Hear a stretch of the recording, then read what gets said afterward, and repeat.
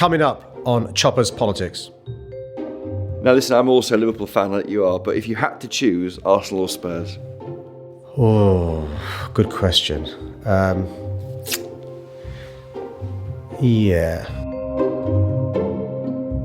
I'm Christopher Hope, the Telegraph's chief political correspondent, and welcome to Chopper's Politics. Today's guest took our now Prime Minister's office in City Hall to become London's mayor back in 2016. And a lovely office it is too. I'm sitting in it right now. He's a former Labour MP for Tooting, a transport minister for a bit under Gordon Brown, and a key figure in the Ed Miliband Shadow Cabinet as the Shadow Justice Secretary, Shadow Chancellor, and, fittingly, the Shadow Minister for London. I'm talking, of course, about Sadiq Khan, who has had to marshal our capital through a pandemic which has left many companies on their knees. Mayor of London, Sadiq Khan, welcome to Chopper's Politics. It's a pleasure to finally be on. I mean, we've been trying to sort this out for ages, but you're so in demand, and I'm pleased you finally got to me. So let's have a chat. Work from home. Well, why aren't you doing more to get Londoners back to their offices? Well, I've been back ever since the lockdown was lifted, because I think it's important to lead by example. I think people have been working incredibly hard during the pandemic from home. I'm keen to get them back to their offices, back to the centre of our city. We've deliberately organised things in the centre of London to encourage people back. I genuinely think if the first experience is good, being back in the office or coming back to the West End, you're going to keep on coming back. And what I've been saying to employers, but also to those who are in charge of leisure, entertainment, foods, we've got to make the experience of coming back to the office, the experience going back to eating out or going to the theatre better than the one at home, because we're competing with people working from home on Teams or Zooms, people, eating at home, great delivery services, and people watching films from home with Netflix, Amazon, and so forth. So we've got to compete with that, and I'm really excited by the programme this autumn and winter. We're getting more people back. Unfortunately, what we're seeing is an increase on Tuesday, Wednesdays, and Thursdays, not so much on Mondays and Fridays. And actually, we as a city need it. But actually, you know what? From personal experience, the creative collaboration when you see somebody face-to-face, the teamwork you can do face-to-face, but also the mentoring of newer people to the job. They can't shadow people more experienced, and I'm encouraging more employers to get their employees back to the office, because it's good for them, good for their business, and good for our city. How can you encourage them? What can you do? Do you have any fiscal levers you can pull, or just urging them? No, what we're doing, trying to do is we're incentivising people in relation to travel fares. So we've made sure there are competitive travel fares on TfL network. We've got good things in London to entice them. So when you come to the office, you can have great things at lunchtime, great things after work. You can catch up with your mates after work. More and more things we're offering. We're going to be announcing next week some more offers in relation to December and January. This is the golden quarter for many of our businesses. Think of the retail sector, hospitality, culture, hotels. The Christmas period is really, really important. If we can match that in with a return to the office, that'd be important. But also we're working with the government to try and get international tourists back. We need to be encouraging the Americans to come back now that we're allowed to go there. They're allowed to come here. We've got more airlines between us and the USA. I know you were there recently. It's great that we're able to go there again. We want them coming here as well. And I was in New York City last week. It does feel much more constrained. You have to show your NHS vaccination proof as you go into your own hotel restaurant, and you have to show your ID. We're not anywhere near that in London. No, the great news, and here's some really good news, and your listeners will be really pleased to hear in London, where we've got a massive take-up of the vaccine. We've now got more than 1.4 million jabs, the booster jab being given out, the flu vaccine being given out. We're now north of 14.2 million of the vaccines being given out. I spoke to my health team. We're seeing, thankfully, deaths not where we thought they may be. The R number is thankfully low. No complacency at all. And so people can come out safely and enjoy the fruits of our city. But you're watching what's happening in Northern Ireland overnight. Will it happen in London? Will Christmas be cancelled? No. And we're working. This is a good example. Look, one of the things your listeners are frustrated by is politicians playing, political football with this important issue. We work really closely with the government. Sajid Javid has been a fantastic Secretary of State for Health and Social Care. We work closely with the new Public Health England, OHID, and the team there. NHS have been great in London. There will not be a lockdown. It's unforeseeable at the moment in relation to this Christmas. And that's important. Why? And not simply because people are desperate for a decent Christmas, but also it's really important we get the fruits of the vaccine rollout. This has been a fantastic success story, and let's make most of it safely. Why not take away the requirement to wear a mask on the tube? Well, there's a very good reason. We know the way this virus shows itself, often you can't tell somebody's got the virus. 1 out of 3 people are asymptomatic. But also we know when you're in close proximity to somebody else, you can pass the virus on. We saw a slight uptick when school returned after school holidays. We've got to be cognizant of the risks of that. I'm actually trying to persuade the government to go back to how it was before July the 19th, where we could use British Transport Police and the police to enforce the wearing of face masks with the possibility of fixed penalty notice. Why do you want that, though, if you're saying that we are getting past? Because we can't be complacent. What we don't want is a return to anywhere near lockdown or the virus going up. And what we do want is more people coming to the West End, more people using buses, more people using public transport. And the worry is people will lack confidence because they're going to be busier.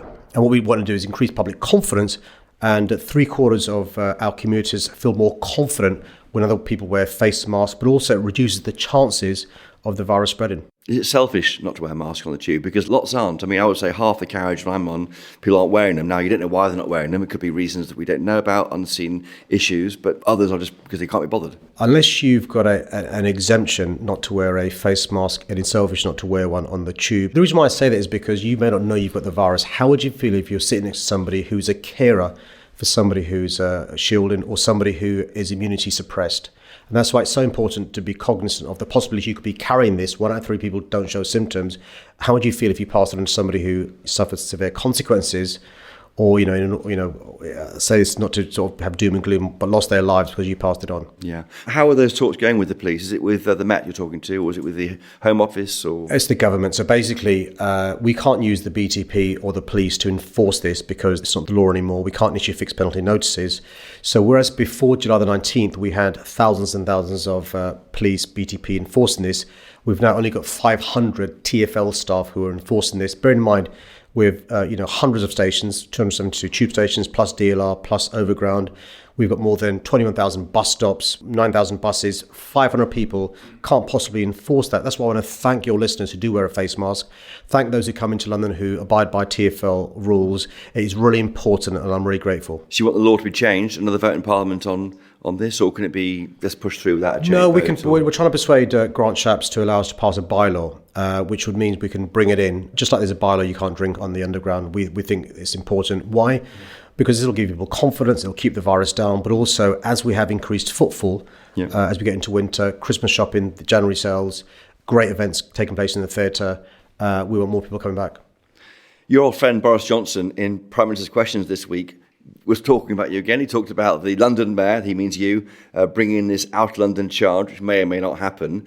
I want to give him some credit, maybe, for opening up last July against the advice from experts, and that means that we are now quite far ahead of the continent. We're not seeing the problems that the continent are seeing, are we? Well, somebody once said to me, it's the best form of flattery, Boris Johnson being obsessed by me. It's not my fault. Londoners gave me more votes than they gave him on both my elections. You must hate that. You must hate that. Look, it's not my fault that I secured more votes in 2016 than any other politician in the history of our country. I want to give him the credit for actually being bold about it. I give credit to Johnson, not for the July reopening, by the way. I think he should have actually, not this year, last year had an earlier lockdown which should have prevented the awful deaths at last Christmas. I supported the Prime Minister and I commend him for the steps we took together. And Nadeem Zahawi, a formidable politician. We worked so closely, Nadeem and I and others, on a cross-party basis under Boris Johnson's direction. Matt Hancock, good friend of yours? Matt did some things that I support, some things that I disagreed with, but Matt was collegiate. And look, what you want in government when you're the mayor is for them to pick up the phone, but also receive your phone calls, because this is teamwork. We're on the same side here in relation to this pandemic. I give Matt Hancock credit for the work he did. Some of it when he was Secretary of State for Health and Social Care. I think Saj has been a revelation in relation to, again, being collegiate, building on the work of Nadeem Zahawi. He's taken over the vaccine work as well. This is a really good example, by the way, where you see the best of public servants. I met Boris Johnson a couple of weeks ago to talk about the recovery, to talk about working together in relation to how our city can bounce back. We need a V-shaped recovery. And the point I made to the Prime Minister was the way to make our country more equal is not to make London poorer. We'll come back to that in a second. Just a quick one on the outdoor fireworks, which I know people I know are upset that you've cancelled because of COVID restrictions. If you're outside wearing a mask, what's the problem with watching some rockets going off? What we're trying to avoid this year, we'd have had to spend millions of pounds in sort of January, February, March to get the fireworks on the embankment as they used to be. And the concern was we spend that money and then it has to cancel at the last minute. We lose £3 million. So what we've done instead is better last year's fireworks display, not encouraging people to go to the embankment for obvious reasons because we can't organise, in short period of time where we are, but have a fantastic display on New Year's Eve. And the reason why it's important, and we work closely with the BBC in relation to this, we'll have 10 minutes on the BBC where the whole world will see the best of our city. And it's a far better way to get a global audience for our city, encouraging people back and then taking a risk, spending £3 million on a fireworks display seen by a few 100,000 people on the embankment that may have had to be cancelled at the last minute. It was amazing last year. You were criticised for some political messages in there, weren't you? Do you want to put a bit of your own views into these fireworks? There's one or two surprises this year as well you have to watch out for, Chris. Look, I think fireworks at the New Year's Eve display should be fun. The controversy last year was because we had a Black Lives Matter drones showing, I think Black Lives do matter. I think the George Floyd murder was a seminal moment in relation to us addressing the issue of racism in our society. It was looking back over the year. Also, I was really proud to celebrate Captain Tom Moore, who raised millions of pounds for the NHS. But we got people talking about our city, which in a positive way, which is great. And I'm looking forward to this year being even better. I know you may think it's not possible, even better, with the added advantage of a great show in Trafalgar Square as well. Those drones were amazing. We're talking as you go into a key conversations here with the Treasury about TfL and sorting out the financial issues there. You were asking for £2 billion last year, I think. What's the ask at the moment? Well, let's go back a bit, which is just to remind your listeners and those who read the Telegraph that the TfL is the world's finest transport authority, without a doubt. I can say this confidence because I managed to recruit the guy running New York's transport authority. That's how well we're respected. In the 4 years before the pandemic began, I managed to reduce the deficit of TfL by 71%, increase the cash balances by 16%, and reduce operating costs over 4 years by more than £1 billion. We reduced the number of staff by more than 4,000. We reduced those non-permanent staff, and it's a great success story. The problem is we rely hugely on fares, and those fares plummeted because Londoners did the right thing and stayed at home. Yeah. So in the absence of fares, how can we carry on running a full public service? Answer, we need the government to support us. The government have supported train operating companies around the country, right thing to do. The government has supported businesses who are in trouble, right thing to do. The government's attaching conditions to London, which we've acceded to up until now. At the moment, there's no funds from government and we need them. What are you asking for? We need £500 million for this financial year, £1.2 billion for next year to enable us to run a full public transport system, but also to continue to renew our buses and our trains. You mentioned fares, and everyone knows, of course, that everyone stayed from home from last March, but you have frozen bus fares for the past 4 years, costing £150 million a year. You also waived the sea charge once the pandemic struck. You gave free travel on buses in parts. Do you not think that some of your policies has made this deficit worse? Well, let's address that. It's those policies that enabled us to reduce the deficit that I inherited from somebody who went on to become the Prime Minister by 71%, right? So these policies mean more people use public transport, which means we could pay off the deficit. But you're freezing fares, now you've got a black hole. The freezing fares meant more people use buses and tubes than would otherwise be the case, than otherwise be driving on using the services. So more customers meant we got more money in, which meant we could reduce the deficit. We increased our cash balances, it went up to £1.8 billion. Why? Freezing fares means more people use public transport, means more money comes in. It's a way to make TfL break even, and we're on course to break even by 2022 for the first time in TfL's history. And in the 16 years before I became mayor, Chris, every year TfL ran a deficit. We were the first administration for the first 4 years to reduce operating costs. So it's a success story. The problem is the pandemic arose, and so we had less fares coming in. But here's a compare and contrast. So London, 72% of our services are paid for by fares, 72%, Paris 38%, New York 38%. So we're more reliant on fares because of a deal done by a guy called George Osborne and a guy called Boris Johnson in 2015 than other transport authorities around the world. And that's why I think the government, if they want a national recovery, London's got to play its part. We don't get a London recovery without TfL firing all cylinders. And I make this point, 55 pence of every £1 spent on investment in the underground goes to the rest of the country. TfL helps employ more than 43,000 people across the country with our supply chains, from the great factory I visited in Coventry with Andy Street, to the great factory I visited in West Yorkshire with Tracy Brabin, to the factories in Ballymena and Falkirk and Scarborough. It matters to the country. Yep. If you don't get your 1.7 billion over the next 2 years, what happens? I mean, can something like TfL go bust? I'm not sure if that's possible because you are a state body anyway. You're not a private company. It's a really, really good point you raised. So the Chief Financial Officer of TfL is under a fiduciary duty to do a balanced budget. And if he can't, he can basically say that we can't afford to pay the medium and long-term liabilities that we have. What it will mean is, as far as our buses are concerned, an 18% reduction in bus services to make sure the books balance, a 9% reduction in the underground. And I'm afraid it means jobs being lost around the country because we can't order the buses. So it'll keep going. You'll just have to cut 1.7 billion off the budget. Be a massive diminution of services, essentially. It will lead to the sort of service that Londoners and those in the southeast may remember from the 1970s, but it'll mean jobs being lost around the country as well, because TfL is a transport body that relies upon factories across the country doing great work. I'm afraid we won't be able to ask them to continue doing the great work because we can't afford to order new buses or trains or new bicycles or new taxis. Okay. As we said earlier in PMQs this week, the PM raised the issue of an out-of-London charge. That'd be a charge at the boundary of Greater London, essentially charging anyone crossing that boundary, white van man, taxi drivers, families with kids, all that kind of thing. Is that going to happen? That was mooted last year, wasn't it? No, let me just explain to your listeners and your readers what that's about. The government have said to us they want us to find an additional £500 million of revenue by 2023. We've said to the government, one way of doing that is Londoners pay £500 million by coincidence in road tax. But none of that money comes to London. That £500 million in road tax goes to other parts of the country to maintain the roads in other parts of the country. We could meet your request for us to find £500 million by you devolving that road tax to us, which avoids this.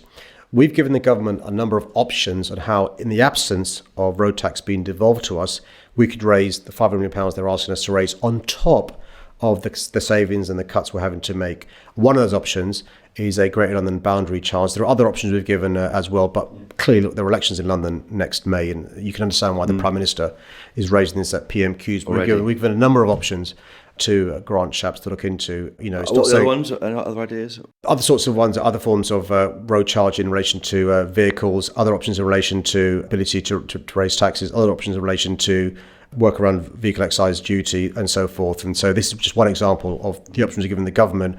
We don't do any of those. So where might these things come in if you have to do them? Will they be as part of in April next year as part of the new funding? So the bad news is the current deal we have with the government runs out on December the 11th. And so unless we get a new deal from the government on December the 11th, almost immediately we'll have to start making tough decisions. Probably in January, start having to telegraph those decisions. And don't forget, if in the hypothetical situation where the government didn't give us financial support, we have to in January start announcing some of the things we've got to do. That would impact factories across the country soon, because if you own a factory and you're being told your biggest customer is going to start making cuts next year, you've got to make decisions now to get ready for that. And that's why we're saying to the government, this is a UK issue, and that's why it's really important to work with us to find a solution.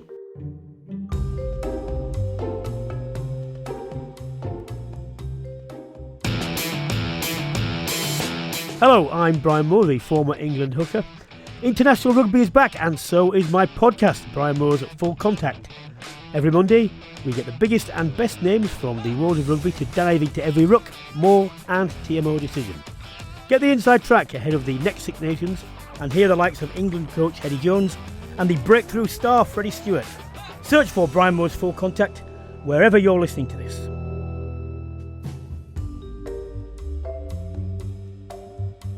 These new cycle lanes that were brought in last year during the pandemic, they've caused little battles, haven't they, in Ealing and places with people moving to one side. You regret imposing them without any real consultation? So it's worth just explaining. So this is one of the conditions the government attached to the funding deal. I mentioned the government gave us some financial support.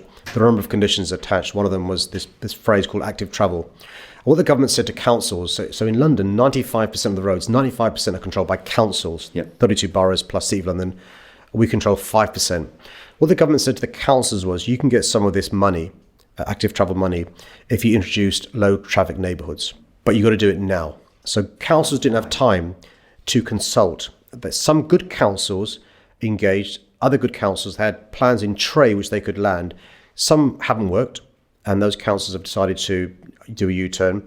Others have worked but need some tweaking. Others have worked really well. And so the councils are damned if they do and damned if they don't. If they said, no, that means they get no money. If they said yes, they have to move quickly. And what you're seeing is some councils adapting them, Lewisham, Lambeth. What's your view of them? Do you like them? Are they annoying? Look, we're a Roman town, right? We're a Roman town that over 1,000 years has expanded and grown.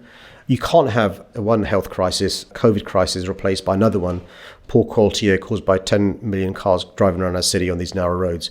So we do need to encourage people to walk, cycle, use public transport where they can to free up the roads. You mentioned the white van driver. You mentioned taxi drivers. We need to free up the roads for those who are disabled, the buses, the plumbers, the electricians, those who are delivering, rather than the people using a car, because it's not a good alternative. And the good news is, by providing safe cycling, we've seen a massive increase in those cycling. By widening pavements, you've not seen the increase in the virus you saw during the pandemic because people have got space to move around and have been encouraged to walk and cycle. The night tube isn't fully open. When will that be fully open? Or is that also hinging on the money you need on December the 11th? So this weekend, on Friday night and Saturday night, you're going to see 2 of our lines brought back. And by the way, another reason why Boris Johnson's not a fan of mine, he tried to bring in the night tube, couldn't do it in 8 years. Within 5 months, yours truly brought it in. So you can understand why he's got sour grapes. But look, we've got the night tube running this Friday and Saturday. Not across the board, though. So if you remember, during the 8 years, we had 0 running when Boris Johnson was the mayor. When I became mayor in the 1st August, I brought in the Victoria line. We got up to 5 lines running. This weekend, we'll have the Victoria line and Central line running. Why those two? They're the busiest 2 lines, and they go north and south, east and west. The reason why we can't bring in the other 3 lines straight away is we've got to train up more train drivers, train operators. What you saw during the pandemic was a lot of our train operators, train drivers move into daytime services because of the pandemic, because of the pandemic, and train drivers leaving. So we've managed to train up some train drivers for the 2 lines. Because of social distancing, we can't accelerate the training of the train drivers. The night overground begins in December, and then the other 3 lines will begin next year. Where do you sit on the so-called culture wars? There's concern about your review looking at statues. That matters a lot to Telegraph readers, I suppose, and listeners to this podcast. Do you think it's a distraction from what the real stuff that matters, the money? Yeah, there's culture wars. It's not something I subscribe to. I'm somebody who's been caught in the crossfire with these culture wars and stuff. Listen, we've got to be bringing people together now. But you're reviewing statues. I mean, how is that going to bring people together? No, what we're doing is, and this is very important, see, the caricature and misrepresentation of what I'm doing doesn't help in relation to diffusing a culture war. And what we're doing is saying, look, our public realm should reflect better our city. I'm the mayor who in 2018 unveiled, with others, the successful campaign that led to this from Caroline Criado-Perez, the first statue of a woman in Parliament Square, right? Both you and it's I amazing. It's amazing. Well, we've got 11 statues of blokes in Parliament Square. We've now finally got a statue of a woman. Is that a culture war? Or is that me trying to better reflect the diversity of our society? I think women have played a great role in the history of our city and our country. Where can you see them? Right. Similarly, disabled people have played a great role in our city. Where can you see them? You can't. People of colour, where can you see them? So what this the Commission for Diversity in Public Realm is about is working with councils, working with landowners, working with experts to see where can we have more diversity. So street names, murals. People shouldn't feel challenged by that. Your point is they shouldn't feel challenged by that. It's basically reflecting who is in London, the current population. Oh look, it's not. I think people shouldn't feel threatened by this at all. And I think we should celebrate the huge contribution made over successive generations by people from different backgrounds. Why should people be nervous about a memorial celebrating those who helped, build the NHS, the Windrush generation? Why should people be nervous about a Sikh memorial celebrating the hundreds of thousands of Sikh men and women who fought for the Allies in the First and Second World War? Why should people be threatened by that? Do you feel happy that the rugby fans were singing Swing Low, Sweet Chariot in Twickenham in the last couple of Saturdays? Does that kind of thing worry you, or you think we're moving on from those debates? Look, I think what worries me more is the fact that one of our finest county cricket clubs, the most successful, is guilty of the racism we saw Asim Rafiq talking about. That is somebody who could have been one of our finest international cricketers whose career was cut short. It concerns me that 3 black footballers representing our country with great pride stepped up to take penalties. And they had the race abuse that they had. It upsets me when, Gareth Southgate and the team, take the knee in solidarity to those suffering racism, are booed by so-called fans. Those are bigger issues we've got to challenge, but also the structural challenges you see across our society. I make this point. One of the things that gives me a great source of pride is that we've got in our cabinet people of colour. whether it's sad, whether it's pretty, whether it's quasi. We should be celebrating the massive progress we made. When my dad first came here, there were signs in the B&Bs and guest houses saying no blacks, that meant people of colour, no Irish, no dogs. Within a generation, his boy is the mayor of this city. So that shows the progress we make, but we can't not realise there are still challenges in our society. And as the most progressive city in the world, I want us to be a beacon. And so, yes, we've made massive, massive progress, much more to do. This country isn't racist, though, is it? I mean, it's... There are examples of racism. Yeah, there are. There are examples of racism. The P word is still used too much, the N word, the Y word. You look at any boardroom, FTSE 100 boardroom, you look at the top echelons of society, there aren't enough people. So we're not perfect. But, there's no other city in the world I'd rather raise my family. There's no other city in the world I'd rather be mayor of. So massive, massive, massive progress to make. And I make this point. I speak to my cousins regularly in Pakistan and India. In Pakistan, my cousins are ethnic majority and religious majority. In India, they're ethnic majority and religious minority. They say they couldn't achieve there what I've achieved here. So let's celebrate the success, but not be complacent at all. Still big problems. How about you? We saw this week the Requiem Mass for Sir David Amis in London. How are you doing? How's your bodyguard situation? You talked before about this. I mean, can I just mention David? I worked with David when I was a lawyer. He helped in a case I had. One of his constituents was in prison, and he helped above and beyond. When I became elected an MP, clearly I'm a Labour MP, right? He was a Tory MP, clearly. Such a nice bloke. And your listeners may not realise this, and your readers, that it's possible to get on, even though you're an opponent, you're not an enemy, right? And it was heartbreaking what happened to because David. He isn't scum, is he? He was brutally killed. No one is scum, right? All you politicians, I think, are doing your best from different points, but no one is that word scum, right? The same goes with the journalists and stuff as well. Listen, in a democracy, you've got to be able to write about us how you feel you want to write about us. And the same goes with we've got to have discourse and have arguments in the chamber, debate when we're on TV and radio. That's what democracy is all about, right? Once that's finished, be decent to each other, right? You break bread together and explain in a civil way the differences that you have. Hold us to account if you're a journalist or whatever. The very, very opposite of scum. That sort of language doesn't help. Not the sort of language I would use. We've got to be careful, though. Look, yes, I've got 24 hours a day, 7 days a week, police protection. Joe Cox was a dear friend of mine. David was somebody I respect. Stephen Timms was somebody who almost lost his life. We've got to make sure our politicians are safe, but not lose what's precious about our democracy, our accessibility. Having public meetings, you holding me to account face-to-face rather than through a machine, us seeing constituents, open appointments through surgeries and stuff. This balance can be addressed, but it's an important issue. What we don't want, Chris, is people being put off becoming politicians for fear of safety, particularly women. Big issue when you speak to, I know you do, female MPs, female politicians, some of the stuff they go through is just awful. So we've got to get the right balance. Up until recently, I didn't talk about my police protection because I didn't want to inadvertently put off people or plead special favours. But it's a fact of life, I'm afraid. Well, what are your plans? I mean, you next election in London is 2024. I think the general election is October 23, but we can discuss that. So there's a crossover. The former mayor, Boris Johnson, held both jobs. That's possible. Would you be going back into Parliament? Yeah, I mean, it could be arguable. Yes. He didn't do either jobs very well. And so the lesson there is don't follow in Boris Johnson's footsteps. Would you want to be an MP again? The party needs you, maybe. I had 11 great years being a member of Parliament, thoroughly enjoyed representing what in my view is the best constituency in the world, Tooting. I'm the mayor of the greatest city in the world now. I know what you're doing now. What about the future? Being mayor. Listen, try and do the job you're doing now well, Chris, and worry about the future job. The word is that the next leader of the opposition will be a Labour mayor. Now, that means you or Andy Burnham, really. Do you want to be leader of the Labour Party? I don't think it does. I think the current leader is going to be a leader for a long time. He's not cutting through, is he, though? He's barely putting a mark on a PM who can barely speak straight to the CBI. Look, the way I describe how our party did in the last election was if we were a football team, we were going for the Premier League and we got relegated. Right, and what Keir Starmer's doing is trying to take a team that was relegated, not somebody to be promoted, and to be competitive, but he's trying to win the Premier League. So who are they? Norwich, basically. Norwich, when we were relegated, we were Norwich, absolutely. Or, a team that's relegated is Norwich, and he's trying to do it in one season. Who is he now? Going from being Man United, Norwich. Well, he sports Arsenal, I sport Liverpool. So you can imagine the fun I've had this week with Keir. I saw him on Monday, and I celebrated the 4-0 victory. He didn't celebrate it much. He was quite miserable about it. But listen, I mean, the issue is we've got a big job ahead of us, and Keir's doing really important job rebuilding our party, being competitive. Look at Kerr's speech this week to the CBI versus Peppa Pig's speech to the CBI. Look at the response, and forgive me for mentioning another newspaper, but look at the Times leader in relation to their response to Keir Starmer's speech versus our Prime Minister's. Look at Prime Minister's questions, raising the really important issue of social care.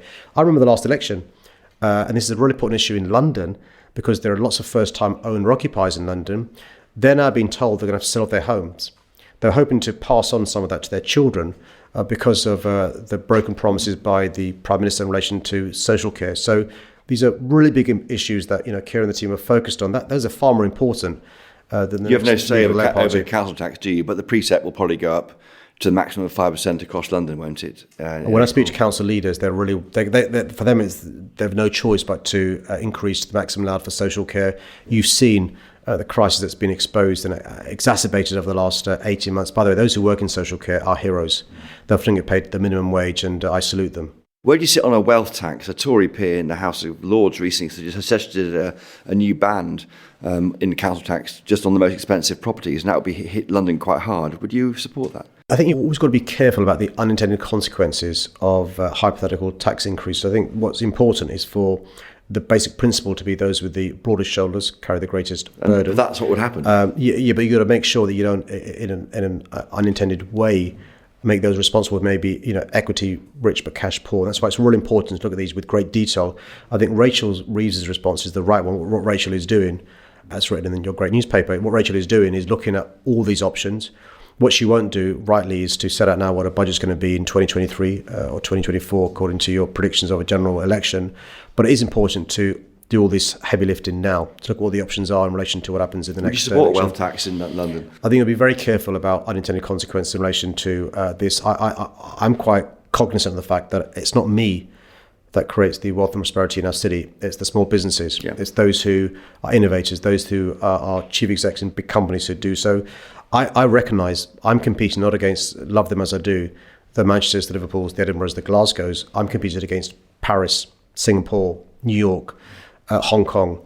What I don't want is flight out of London to those global competitors. And that's why it's so important for our Chancellor at the moment, Rishi Sunak, to bat for our city. He needs to understand that we need equivalence to make sure we don't have flight to Dublin, Paris, Madrid, elsewhere in Europe, Frankfurt, and so on. That's why it's really important to make sure we have policies that encourage investment. Are we better off outside the EU now, do you think?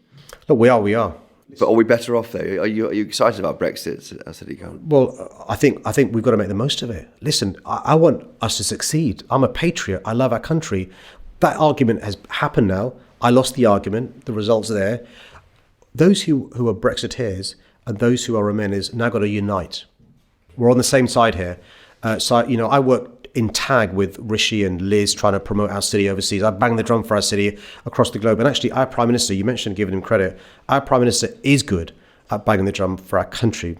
What I want him to do more is to bang the drum for our city. I don't want levelling up to lead to inadvertently not just levelling down of London, but as a consequence, the levelling up not succeeding because London can't contribute the £40 billion we do every year because we've been dragged down. There's a white paper out shortly on levelling up by Christmas. Have you seen it yet? I saw Michael Gove this week, actually. And what did he say? Well, firstly, I'm really impressed with Michael Gove taking on that job. I think he's got a big brain. He's got close connections with the Treasury. He was really receptive to the representations I made in relation to the UK Shared Prosperity Fund and what happens there going forward. Listen, if taking back control is to be meaningful, it can't be us, going from Brussels to Whitehall.